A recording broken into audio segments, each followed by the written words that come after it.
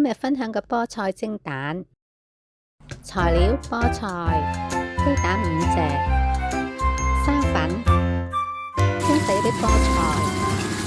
準備1鍋水，放鹽，放油，將啲菠菜放喺個鑊度灼熟去，用清水打冷河，乾嗰啲水分切碎去。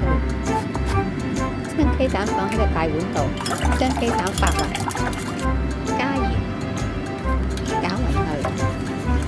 將生粉加啲水，放入喺個蛋液嗰度，再放啲菠菜碎，攪勻佢。個膠盒就掃少許油，將啲菠菜嘅蛋液就放喺個盒度，包上嗰啲保鮮膜。咁用牙籤喺個保鮮膜上度就吉啲小窿仔，咁清水煮滾。啲菠菜嘅蛋液就放喺個鍋度，大火蒸20分鐘，得啦，蒸好嘅菠菜蒸蛋。咁將啲菠菜蛋就切件，咁完成一碟美味嘅菠菜蒸蛋嘅啦。